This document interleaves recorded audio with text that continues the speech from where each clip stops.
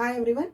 ఈరోజు తెలంగాణ స్టేట్కి సంబంధించి ఎంఎస్సి కంప్యూటర్ సైన్స్ వాళ్ళు ఎవరైతే ఎంట్రన్స్ ఎగ్జామ్కి ఆ తెలంగాణ స్టేట్ రిలేటెడ్ సిపిజిఏటి ఎగ్జామ్ ఏదైతే ఉందో దానికి అప్లై చేశారో వాళ్ళు అసలు ఎలా ప్రిపేర్ అవ్వాలి, ఎగ్జామ్కి మనకున్న సిలబస్ ఏంటి మొత్తం ఈరోజు వీడియోలో క్లియర్గా చూద్దాం. సో ఎవరికైతే పర్సనల్గా ట్యూషన్ కావాలో వాళ్ళు డైరెక్ట్గా నన్ను ఇన్స్టాగ్రామ్లో పింగ్ చేయొచ్చు. నేను ఏ సబ్జెక్ట్ అయినా మీకు ఈ రిలేటెడ్ సబ్జెక్ట్ అయినా ఏ సబ్జెక్ట్ అయినా కూడా నేను మీకు ఎక్స్ప్లెయిన్ చేస్తాను.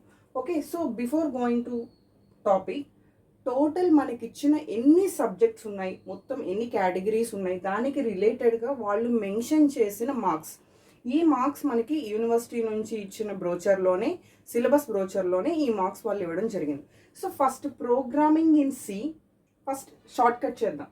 Programming in C, this is the first one, and programming in C++, this is the second one, and programming in Java. Okay, so total ga 3 programs manaki mention cheyadam jarigindi. So this is the first one, second one, and third one. So ee 3 programs nunchi, programming parts nunchi C 48 marks programming in C, CPP, Java nunchi manaki cover avadam jarugutundi. And inkoka category undi, that is the data structure using CPP, 17 marks. So ఇక్కడ CPP already మీకు ఇక్కడ 18 marks cover అయ్యింది, కానీ ఇక్కడ data structure mention చేశారు. So data structure అనేది కంప్లీట్గా different. Remaining programming నాలెడ్జ్తో compare చేస్తే డేటా స్ట్రక్చర్ అనేది కంప్లీట్గా డిఫరెంట్. సో ఆ కాన్సెప్ట్స్ మీద మనకి మస్ట్ అండ్ షుడ్గా సిపిపి బ్యాలెన్స్ ఎక్కువ లేకుండా, సిపిపిని ఎక్కువగా యూజ్ చేయకుండా కంప్లీట్గా డిఎస్ మీద మనకి 17 మార్క్స్ వచ్చే ఛాన్స్ ఉంటుంది. అండ్ ఇక్కడ ఇంకొక different subject database management system, దీని మీద హైయెస్ట్ మనకి మొత్తం అన్నిట్లో చూడండి హైయెస్ట్ వెయిటేజ్ 20 మార్క్స్ అనేవి డిబిఎంఎస్ మీద మనకి అలొకేట్ చేయడం జరిగింది. సో ఇక్కడ ఏం ప్రిపేర్ అవ్వాలి, ఎలా ప్రిపేర్ అవ్వాలి అనేది నాకు చాలామంది సబ్స్క్రైబర్ నుంచి రిక్వెస్ట్ వచ్చింది. మేడం ఈ ఎగ్జామ్కి రిలేటెడ్గా వీడియోస్ చేయండి అని చెప్పి అడిగారు. సో దాని గురించి నేను ఈరోజు వీడియో చేద్దామని స్టార్ట్ చేశాను. సో ఇక్కడ ఎలా చదవాలి మీరు ఫస్ట్ అంటే, ఏది హైయెస్ట్ వెయిటేజ్ చూసుకొని అక్కడ మనం మెయిన్ స్కోరింగ్ చేయటం అనేది first step. Okay, so DBMS 20 marks ఉంది కాబట్టి 20 మార్క్స్ మీద మీరు మెయిన్ వెయిటేజ్ కాబట్టి ఆ సబ్జెక్ట్ పర్ఫెక్ట్గా ప్రిపేర్ అయ్యి 20 మార్క్స్ని మీరు గెయిన్ చేసుకోవడం అనేది చాలా ఈజియెస్ట్. ఎందుకంటే డిబిఎంఎస్ కూడా మనకి మంచి క్వశ్చన్స్, ఫిక్స్డ్గా క్వశ్చన్స్ అనేవి మనం గెట్ చేసుకోవచ్చు. అట్లీస్ట్ ఈ 20 మార్క్స్లో మీరు అట్లీస్ట్ 15 మార్క్స్ మీరు గెయిన్ చేయగలుగుతారు. ఇన్ కేస్ ప్రాక్టికల్గా నార్మలైజేషన్ మీద కానీ కొన్ని కాన్సెప్ట్స్ మీద ప్రాక్టికల్ క్వశ్చన్స్ మీరు ఆన్సర్ చేయలేకపోయినా, ఓకే మీరు ఓన్లీ డిగ్రీ నాలెడ్జ్తో వెళ్ళారు, ఎక్కువ డెప్త్ ప్రిపేర్ అయ్యే టైం మీకు లేదు, అలాంటి సిచ్యువేషన్లో కూడా అట్లీస్ట్ మీరు 15 మార్క్స్ అనేవి మీరు గెయిన్ చేయడానికి ఛాన్స్ ఉంది. అండ్ ఇంకా ప్రోగ్రామింగ్స్కి వస్తే, programming in C, CPP, Java, ఈ ప్రోగ్రామింగ్ కాన్సెప్ట్స్లో మనకి కామన్ కాన్సెప్ట్స్ ఏంటి చూద్దాం. ఓకే, సో 15 టోటల్ ఇక్కడ 48 మార్క్స్ ప్రోగ్రామింగ్ మీద వచ్చినాయి. 48 మార్క్స్ ప్రోగ్రామింగ్ మీద వచ్చినప్పుడు మనకి ప్రోగ్రామింగ్స్లో జనరల్ కాన్సెప్ట్స్, కామన్ కాన్సెప్ట్స్ ఏమున్నాయి, వేరియబుల్స్ దగ్గర నుంచి data types, constants, okay so next control structures, అలానే సిపిపికి వచ్చేసరికి ఫంక్షన్స్, ఇవన్నీ కామన్. నెక్స్ట్ సిపిపికి జావాకి వచ్చేసరికి exception handling concepts, classes, objects, oops concepts, ఇవన్నీ కామన్. సో ఇక్కడ మీరు ఏదైతే సిలో ప్రిపేర్ అవుతారో అదే కాన్సెప్ట్స్ మీరు సిపిపిలో కూడా ప్రిపేర్ అవుతారు. మీకు అక్కడ టైం అండ్ మార్క్స్ గెయినింగ్ కామన్గా వచ్చే ఛాన్స్ ఉంటుంది. సో మ్యాక్సిమం క్వశ్చన్ పేపర్ ఇచ్చేవాళ్ళు సిలో ఏవైతే కవర్ చేశారో అవే క్వశ్చన్స్ సిపిపి మీద కవర్ చేయరు. అలానే ఇక్కడ 2 కవర్ అయిన క్వశ్చన్స్ జావా మీద కవర్ చేయరు.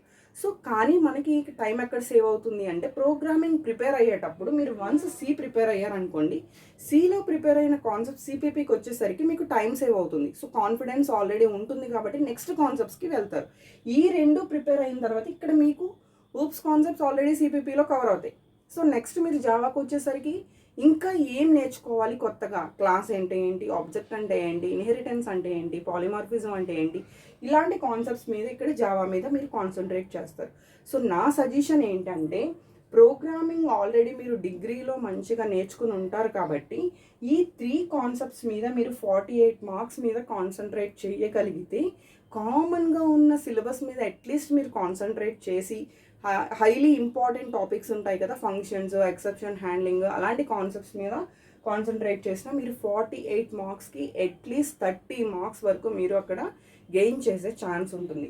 And last one web technologies 15 marks. ఇది చాలా చాలా ఈజియెస్ట్ సబ్జెక్ట్, ప్రతి స్టూడెంట్కి కూడా ఈజియెస్ట్ సబ్జెక్ట్. ఈ సబ్జెక్ట్ నుంచి మనకు వచ్చే జనరల్ క్వశ్చన్స్ ఎలా ఉంటాయి, ట్యాక్స్ రిలేటెడ్ అండ్ ఇంకొంచెం మనం క్యాస్కేడింగ్ స్టైల్ షీట్స్కి వెళ్ళినా లేదు జావా స్క్రిప్ట్కి వెళ్ళినా ఇంకొంచెం డెప్త్కి వెళ్తేనే మనకి ఇక్కడ టఫ్ క్వశ్చన్స్ అనేవి పడతాయి. సో ఈ ఎగ్జామ్ ఏదో హయ్యెస్ట్ లెవెల్లో net exam and set exams లాగా హయ్యెస్ట్ లెవెల్ డెప్త్గా ఉండదు. అండ్ ఈచ్ అండ్ ఎవ్రీ పాయింట్ని మీరు హై డెప్త్లోనే కాకుండా లో డెప్త్లో కూడా మీరు ప్రిపేర్ అవ్వాల్సి ఉంటుంది. సో ఎప్పుడైతే మనం హై డెప్త్లో ప్రిపేర్ అవుతామో బేసిక్ క్వశ్చన్ అడిగినప్పుడు మనం కన్ఫ్యూజ్ అయ్యే ఛాన్స్ ఉంది. ఓకే, సో ఇప్పుడు కాన్స్టెంట్ వాల్యూ చేంజ్ అవుతుందా వేరియబుల్లో అంటే చాలామంది చెప్పలేని స్టూడెంట్స్ ఉన్నారు. అది చాలా చిన్న క్వశ్చన్.